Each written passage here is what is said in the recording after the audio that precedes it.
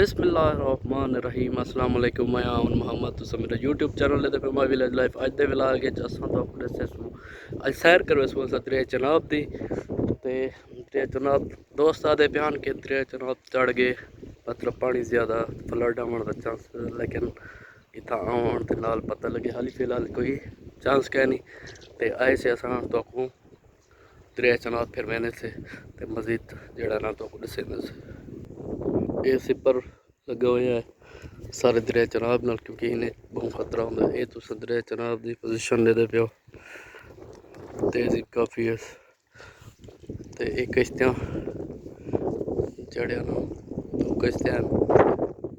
ये मुसाफिर को ऊपर चाहत है औरतें के नन्हे और इडू चाहत हो रही मैंने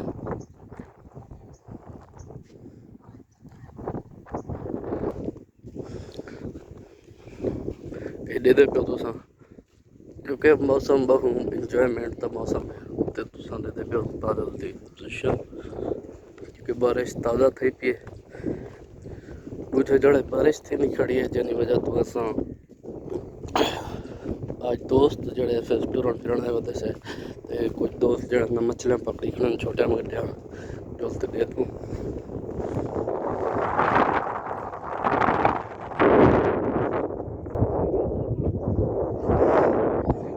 बेड़ियाँ डुए खड़ी नहीं सामने खड़ी नहीं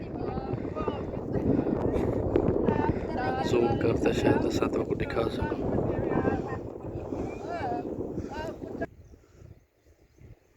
ये सारे दोस्त जड़ा मच्छी पकड़ी थी हूँ मजीद जड़ा मछलियाँ पे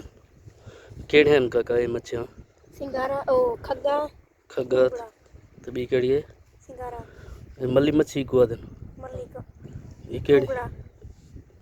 खग्गा सिंगारा है छोटे छोटे ने तो बंदे का नहीं पकड़ी ने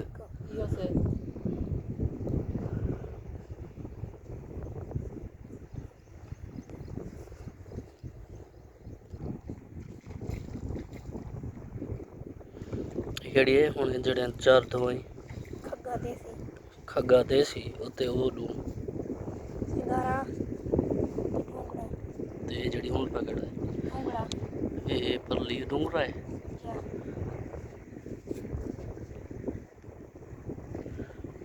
वाह इधर फंस गया मैं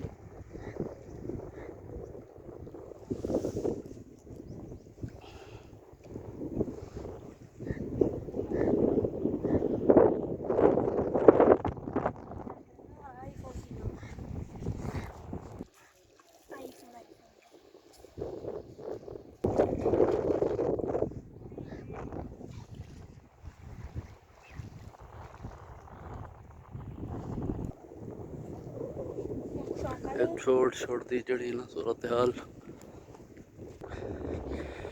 कुछ दोस्त वदन जड़ा ना बहुत दूर वदन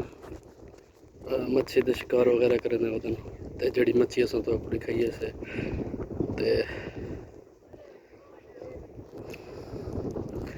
ये है से दरिया चनाब की सूरत हाल सारी वीडियो पसंद आई हो तो लाइक करो सो फॉलो करो सो बेल आइकन को लाजमी दबे सो ताकि नवी आने वाली वीडियो पर आप तोरे कने पुजती रहे मैंने अल्लाह हाफिज़ फी अमान अल्लाह हंसते रहो ते हंसते रहो।